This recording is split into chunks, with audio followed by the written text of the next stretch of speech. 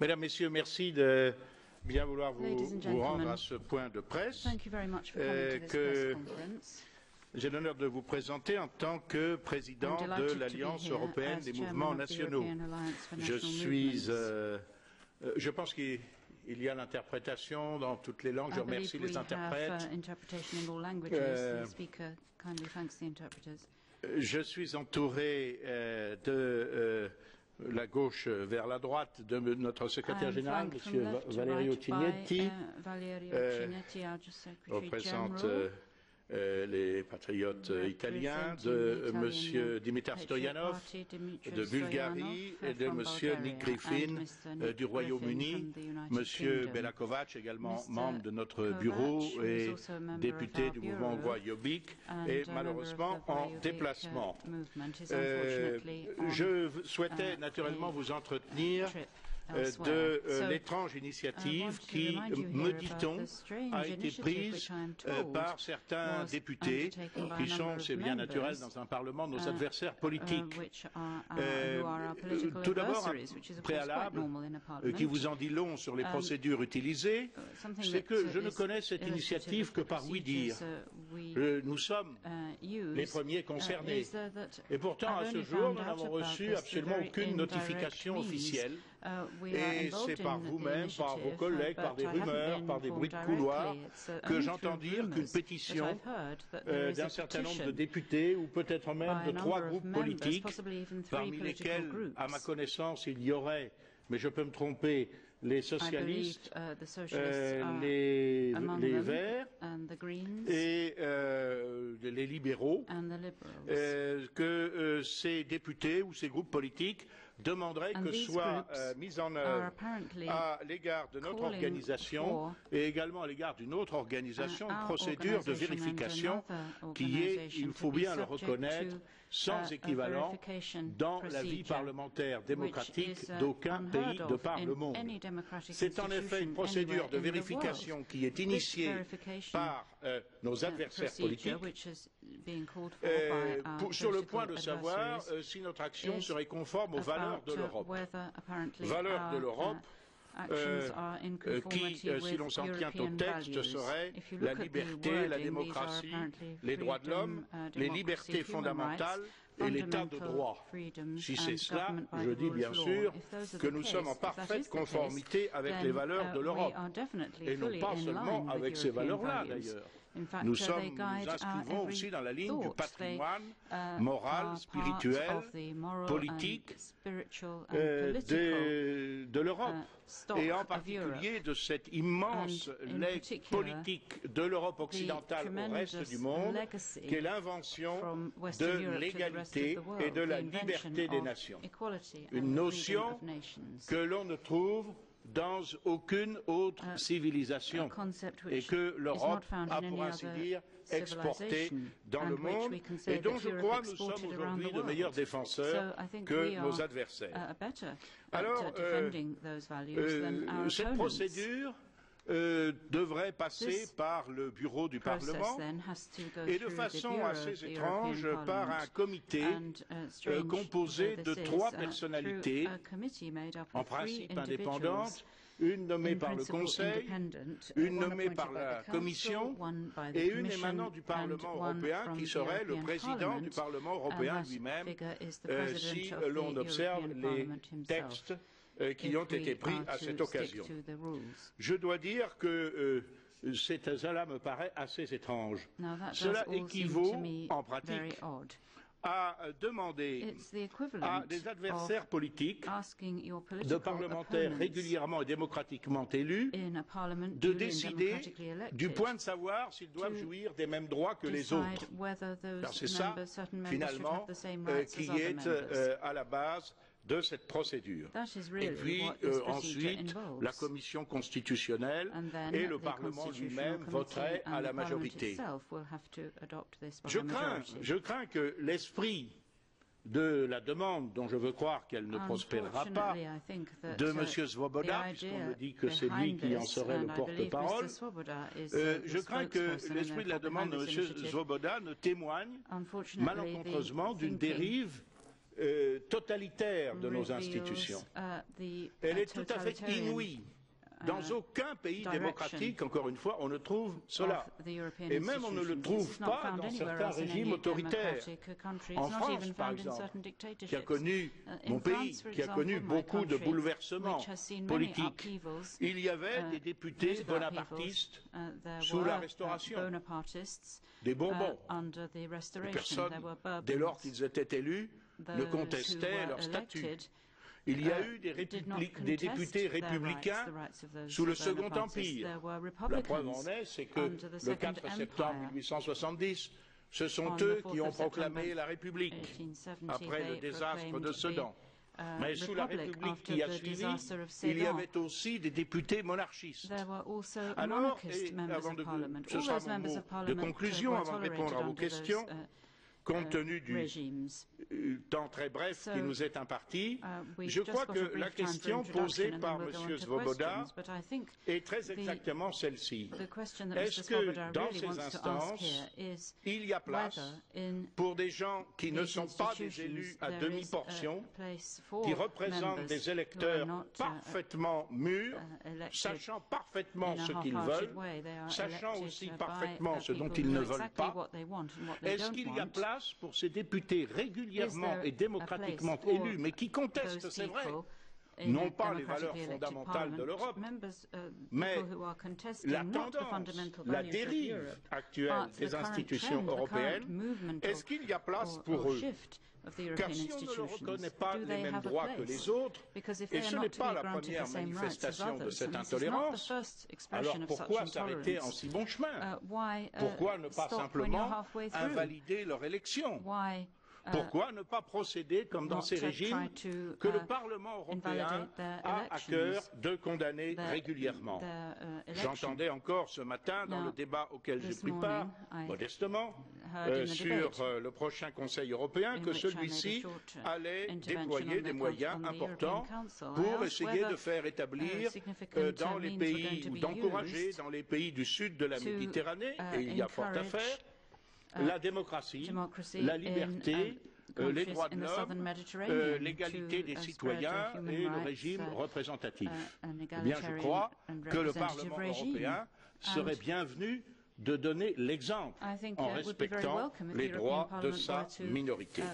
Une minorité qui bénéficie d'une aumône dans ce financement étrange des partis politiques au niveau européen. Je dois dire que personnellement, j'ai voté contre ce système, mais j'en revendique le bénéfice dès lors qu'il existe. Car ce qui me semblerait particulièrement immoral, c'est que comme par le passé nos électeurs soient contraints par les impôts, par leurs impôts, de financer des personnalités politiques dont ils ne partagent pas les vues, alors que ils seraient dans l'impossibilité de contribuer bien modestement, à raison pratiquement d'1 centime par électeur, en ce qui nous concerne, à l'action et à la réflexion des gens qui défendent leurs opinions, leurs convictions fondamentales et, croyons-nous, nos intérêts. Si toutefois cette égalité devait disparaître, il y aurait un moyen assez simple de le rétablir, et je laisse en 1 minute la possibilité à mon collègue Nick Griffin de vous l'exposer avant de répondre à vos questions. Je vous remercie. Yes, thank you, Bruno. Mr. Golnisch, for those who perhaps haven't had translation, I think summed it up. It's a very strange system where you would have a committee of 3 people and then a majority, potentially, of parliamentarians deciding on who does and who does not get money. In other words, allowing politicians to judge on their opponents to their own advantage, as I will explain. Austerity cuts are being enforced all over Europe, and if claiming this money meant the taxpayers had to pay a single penny more, we would not claim this money. But the pot of more than 30 million euros has already been allocated. If we do not take a share of it on behalf of our voters, then they would in any case still be forced to pay the same amount in order to subsidise parties and ideas to which they are opposed. The Socialist Group, for example, rakes in 6 million euros per year of taxpayers' money through this scheme. We will therefore continue to accept this funding while hoping that, now we've succeeded in drawing public attention to the scandal of the political elite helping themselves to taxpayers' money in pursuit of an undemocratic federalist agenda, the resulting public outcry will lead to publicly funded European-level political parties being abolished, all of them, including ours.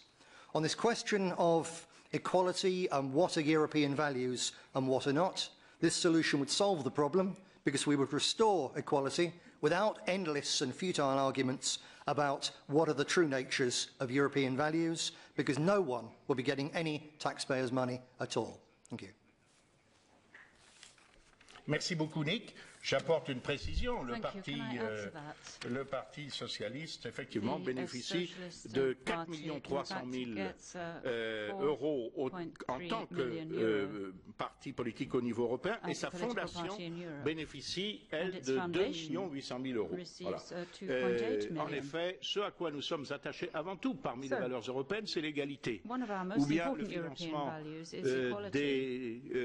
des idées politiques existent pour tout le monde, ou bien il n'existe pour personne. Par ces temps d'austérité, ce serait peut-être préférable. Je note que ce type de financement avait été, à l'époque où il n'était pas encore au Parlement européen, contesté avec succès par les Verts devant la Cour de justice européenne. Je vous renvoie à l'arrêt Les Verts contre Parlement européen. Je ne veux pas prolonger la discussion et je suis disponible pour répondre à toutes vos questions, ainsi que mes collègues, bien sûr. Je vous demanderai simplement de bien vouloir vous nommer et nommer le média que vous représentez ici. Merci d'avance. Oui, monsieur. Oui, bonjour, Arnaud Bouvier de l'agence France Presse. Je vous prie de m'excuser d'être arrivé un petit peu en retard. Est-ce que vous, au-delà de la colère que vous avez exprimée contre la procédure intentée contre ce financement, est-ce que vous, quelle est votre évaluation du risque que cette procédure puisse aboutir? Je ne sais pas, monsieur. D'abord, je n'exprime pas une colère, j'exprime une certaine indignation. Mais vous savez, j'ai été élevé en partie par les Japonais, donc je reste zen. Et si je ne l'étais pas, après 27 ans de vie parlementaire, je pense que j'aurais peut-être déjà disparu de la surface de cette terre. En ce qui concerne les chances d'aboutir de cette procédure étrange, j'avoue que je ne sais pas. J'avoue que je ne sais pas. Parce que je crois qu'un certain nombre de mes collègues adverses sont partagés entre une espèce d'hostilité viscérale, il faut bien le dire, haineuse et partiale à notre égard, et peut-être certains d'entre eux quand même plus moralement dotés ou plus intelligents se rendent compte que dans cette procédure, ils seront de toute façon perdants. En effet, quelles sont les possibilités si cette procédure va jusqu'à son terme? Premièrement, elle aboutit et on s'aperçoit que le Parlement européen est en quelque sorte le grand gala au profit des organisateurs de galas, c'est-à-dire qu'il n'y a que les partis de la majorité se réservent en cette période d'austérité des sommes considérables alors qu'ils entendent priver de tout moyen leurs opposants. Je crois qu'à peu de temps du renouvellement de ce Parlement, ce serait là un thème politique qu'il serait aisé d'exploiter pour nous lors de la campagne électorale et même avant. Et soyez assurés que nous ne nous en priverions pas. Ou bien cette démarche échoue. Et si cette démarche échoue, elle va donc à l'encontre de ses initiateurs. Il y aura la confirmation officielle par ces divers cénacles dans lesquels, je vous avoue, ma confiance est assez limitée. De ce que nous sommes parfement conformes aux valeurs européennes. Ce qui est extraordinaire, c'est que personne ne pose, par exemple, la question par exemple, pour les communistes. Les communistes, qui sont les héritiers, car nous ne sommes pas les héritiers de traditions totalitaires, mais les communistes, eux, sont bien les héritiers d'une tradition qui a fait régner la terreur et toute absence de liberté sur la moitié de l'Europe est provoquée. Je ne parle que pour l'Europe, 43 500 000 morts. Voilà. Et ça ne gêne absolument personne, et surtout pas les libéraux, et surtout pas M. Verhofstadt. M. Verhofstadt, je vous le rappelle, qui, comme Premier ministre belge, a laissé procéder à la quasi-interdiction judiciaire du principal parti d'opposition. Fort heureusement, ça ne l'a pas tué. Mais je crois que si le Parlement européen si la majorité de ce Parlement européen, s'il se trouvait une majorité, ce que je ne crois pas, ce que je ne veux pas croire, dans ce Parlement pour mener jusqu'au bout cette procédure contre nous, ce serait surtout dommageable, beaucoup plus que pour nous, ce serait dommageable pour le Parlement lui-même, et justement pour les libertés et le pluralisme qu'il prétend défendre. Moi, je vais vous donner un exemple. Avant de donner la parole à vos collègues éventuellement, en tant qu'étudiant, ne souhaitant pas autre chose que de passer mes examens à Nanterre, j'ai bien connu M. Cohn-Bendit à l'époque, j'ai subi les violences très graves, des groupes armés que dirigeait à l'époque M. Krivine, militant d'extrême gauche, trotskiste, qui est devenu député du Parlement européen. M. Krivine a été membre de la délégation de ce Parlement chargée des relations avec les États-Unis. Quand cette délégation, comme c'est l'usage, a dû se rendre au Congrès des États-Unis d'Amérique, le gouvernement américain a fait savoir que M. Krivine était persona non grata. J'ai fait partie de ceux rares qui ont pris la défense de M. Krivine. Moi, c'est-à-dire que j'ai considéré que bien que M. Krivine fût un adversaire, à partir du moment où il avait été régulièrement élu, où il était membre de ce Parlement, membre de cette délégation, il n'appartenait pas à un gouvernement étranger de faire un choix dans la représentation du Parlement européen. Ou bien le Congrès des États-Unis d'Amérique souhaitait avoir des relations avec le Parlement européen en lui laissant constituer sa délégation, ou bien il s'opposait à ce que l'un d'entre eux mette le pied sur le sol des États-Unis d'Amérique. Et à ce moment-là, c'est la délégation tout entière qui, par solidarité, ne devait pas partir. Malheureusement, cette attitude, qui a toujours été la mienne en 27 ans de parlementarisme et qui est aussi celle de mes collègues, malheureusement, cette attitude n'a jamais été suivie par les groupes de gauche et d'extrême gauche. J'attends toujours la réciprocité. Et ce n'est pas le seul exemple que je puis prendre. Could I come in with just one more point to that question?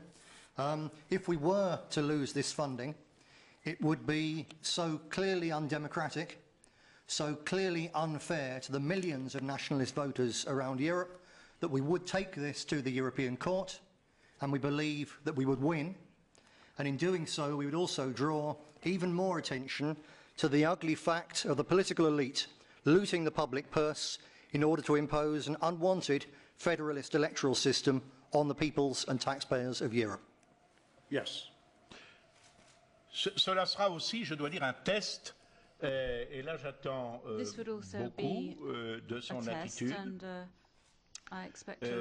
Ce sera un test pour M. Schulz. Parce que M. Schulz se trouve être automatiquement, de par les textes, la personnalité qui représente le Parlement dans ce comité de 3 personnes. Et il sera extrêmement intéressant de voir quelle est l'attitude de M. Schulz.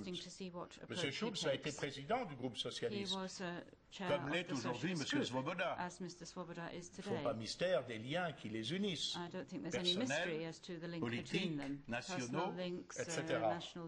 Alors, est-ce que M. Schulz, dans cette affaire, va se comporter comme ancien président du groupe socialiste, c'est-à-dire de façon partisane, ou est-ce qu'il va se comporter comme président du Parlement européen, c'est-à-dire désireux d'imposer le respect des droits de tous ses collègues, quelles que soient leurs opinions politiques? Ce sera un test extrêmement intéressant.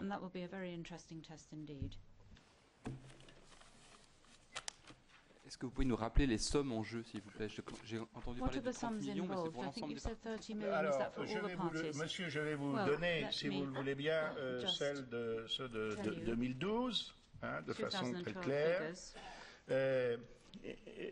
ce sont des subventions qui sont attribuées pour un total de 18 900 000 euros en 2012 à des partis politiques au niveau européen. Bien. Et il faut y ajouter des subventions adressées aux fondations qui leur sont liées. C'est-à-dire que chaque parti a le droit d'avoir une fondation. Nous n'avions pas de fondation en ce qui nous concerne, nous en avons créé une pour l'année à venir. Et le total pour les fondations est de 11 955 272 euros pour être précis. Donc vous voyez que cela fait plus de 30 millions d'euros, ce qui est quand même une somme considérable. Sur cette somme, le Parti socialiste, pour reprendre cet exemple, bénéficie en gros, je vous fais grâce des détails, 4 300 000 euros et quelques comme financement de son parti et 2 800 000 euros comme financement de sa fondation. Nous-mêmes, nous émargions à 289 000 euros. 289 000 euros pour représenter à peu près, j'évalue, notre potentiel, le potentiel électoral de l'organisation que j'ai l'honneur de présider, à peu près 30 millions d'Européens. Vous voyez que ça n'est pas, ce sont quelques miettes du festin qui nous était octroyé, mais compte tenu de l'intolérance de certains, c'est encore trop.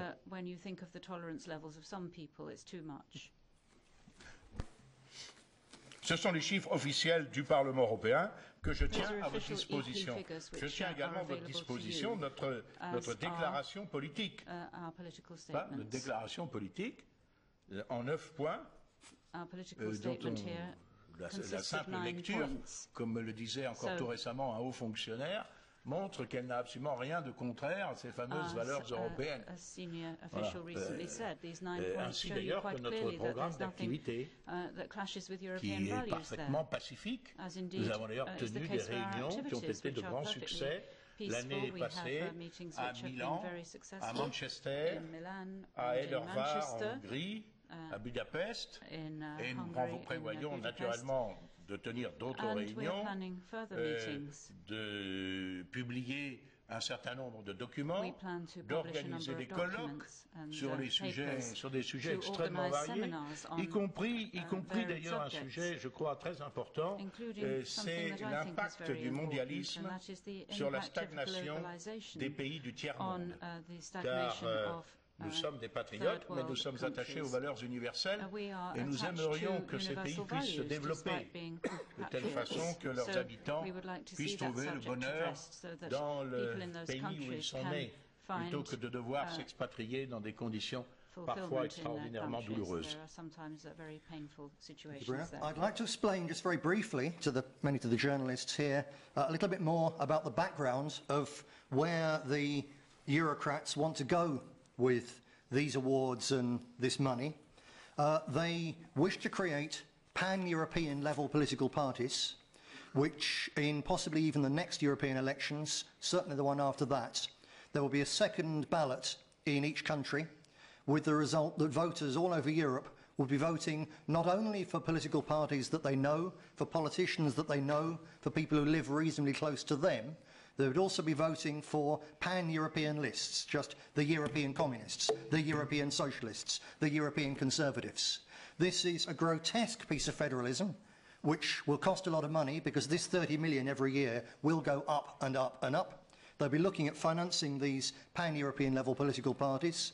They'll be looking in due course at taking seats away from each of the nations and allocating them instead to this pan-European bloc. I would in particular challenge the BBC, who are here, and we're filming this as well, so please do. I challenge the BBC to tell the British public what the people in charge of the European Union are doing, as this is yet another classic example of this creeping federalism which is unwanted by any ordinary voters anywhere in Europe. It's about time this was explained to people. Journalists have a duty. Merci beaucoup. Eh bien, mesdames, messieurs, s'il n'y a pas d'autres questions, je vais m'interrompre ici. Je vous remercie de votre attention. S'il vous plaît. Oui, pardon. Monsieur Gollnisch, j'ai une question. Thomas Riguet, étudiant en journalisme. Étudiant en journalisme. Est-ce que vous ne pensez pas que cette volonté de vous évincer par le financement, à un moment où justement l'Europe libérale est plutôt critiquée, a pour but d'éliminer toute voix discordante au sein des institutions européennes? Oui, il est clair que ce qui est insupportable pour certains, c'est notre contestation de la tendance générale dans laquelle ils conduisent de fait l'Union européenne. Il y a en effet, je dirais, pour simplifier à l'extrême, il y a deux vues qui peuvent s'affronter. Il y a la première qui estime que les nations sont dépassées, qu'elles sont un verrou qui doit sauter et qu'il faut créer un véritable État européen qui gérera presque en direct, comme on l'a vu encore aujourd'hui, toute la vie, ou l'essentiel de la vie politique, économique, sociale, culturelle, et peut-être même jusqu'aux aspects les plus intimes de près de 500 millions d'Européens, laissant à nos collectivités régionales ce qui relève en quelque sorte des problèmes locaux. C'est une vision. Voilà, c'est une vision qui a de partisans. Et je dirais qu'il y a surtout des partisans dans ces institutions parce que par un mécanisme assez naturel de dynamique de groupe, quand quelqu'un est élu au Parlement européen, eh bien, il est porté à souhaiter l'accroissement indéfini des compétences de l'Union européenne parce que ça augmente évidemment son importance personnelle. Bon. Et puis il y a une autre vision qui se réjouit sans réserve que règne la paix entre nations d'Europe, qui est favorable à l'arbitrage pacifique des différends, qui est favorable à des coopérations industrielles, scientifiques, techniques, culturelles, comme par exemple les échanges d'étudiants Erasmus, qui est favorable au fait que des personnalités politiques européennes se rencontrent régulièrement, discutent de leurs problèmes communs, mais qui entend ne pas détruire l'échelon de la nation dont l'incarnation juridique est l'État. Et c'est à cette tendance, évidemment, que nous nous rattachons. D'autant plus que nous déplorons que la construction européenne n'ait pas été une construction protectrice, parce que comme j'ai eu l'occasion de le dire à mes collègues aujourd'hui, on ne s'est pas contenté d'avoir un marché unique, mais on a abaissé aussi les défenses sur tout le pourtour de l'Europe, notamment en matière économique. Alors, cette tendance qui est la nôtre, et qui évidemment est en but à ce que l'on peut appeler l'euromondialisme, est une tendance minoritaire en ce Parlement pour le moment. Elle est minoritaire pour le moment. Le problème qui est posé, c'est de savoir est-ce que dans ce Parlement, des opposants, des vrais opposants, des opposants de principe, peuvent avoir la parole, peuvent agir et peuvent jouir des mêmes droits que les courants de la majorité. Oui ou non? Si on décide que ne peuvent avoir de droits, ou du moins tous les droits, que les partisans de la majorité, alors il faut arrêter de prétendre que l'on est en faveur du pluralisme, de la démocratie, de l'égalité des citoyens, des élus et des droits de l'homme. C'est tout à fait clair. Et c'est à travers cette affaire dont j'aurais volontiers fait l'économie, c'est le cas de le dire. Bon, c'est cette question qui va se trouver posée à nos collègues.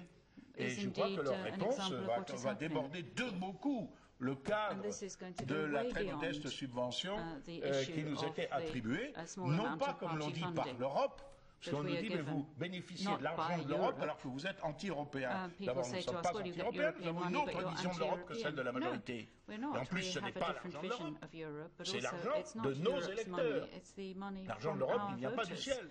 L'argent de nos électeurs qui, pour la première fois, avaient la possibilité de financer en quelque sorte la réflexion et l'action, une réflexion et une action qui soient conformes à leurs convictions. Oui. Romain Geoffroy, je suis étudiant en journalisme pour QH.info. Moi, je crois que, d'après ce que j'ai entendu, c'est que cette initiative, elle concernerait pas vos idées sur l'Union européenne, isn't really about your ideas on the European Union. It's about groups which are linked to your alliance and which themselves have close links with other groups like neo-fascist groups or Ojobik, which has attacked or taken action against the Roma people. C'est la technique tout à fait totalitaire de l'amalgame. En démocratie, il n'y a pas de responsabilité collective. Moi, est-ce que je vais demander que l'on vérifie, par exemple, la conformité du Parti socialiste, du groupe socialiste que préside M. Svoboda aux valeurs européennes, notamment l'égalité ou la dignité de la femme, par exemple, au motif que M. Svoboda était socialiste comme l'était M. Dominique Strauss-Kahn. Voilà, vous comprenez, si on va par là, alors on n'arrêtera pas, parce que ça, ce sont des techniques d'amalgame. Mon collègue Bela Kovač n'est pas là, sinon il vous répondrait. Le parti Jobbik n'a en tant que tel recommandé ni pratiqué aucune exaction à l'égard de la minorité rome. Et voilà, encore une fois, il n'y a pas de responsabilité collective. Et d'ailleurs, moi je ne réponds pas de l'action de ce que font toutes les formations de l'action, du programme, des convictions, des positions de tous les partis politiques ou de toutes les personnalités qui sont membres de l'Alliance européenne des mouvements nationaux. Sinon, cela n'a plus de fin. Je réponds de l'action, des discours, des prises de position, des programmes de l'Alliance européenne des mouvements nationaux. Il y a des prises de position, elles sont publiques, elles sont accessibles. Il y a des actions, il y a des colloques, il y a des réunions, il y a des manifestations.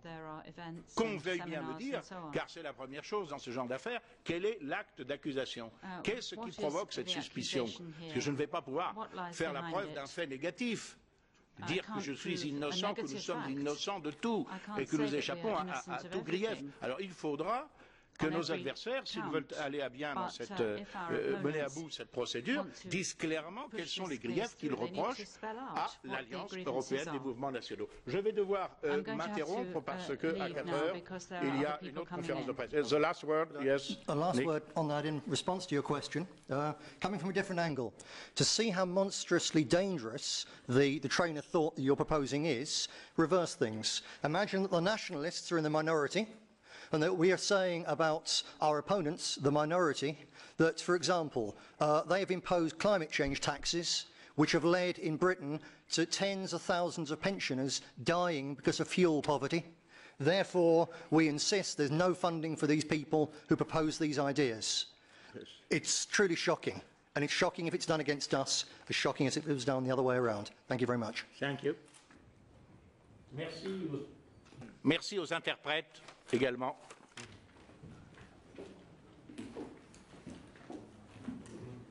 Yes,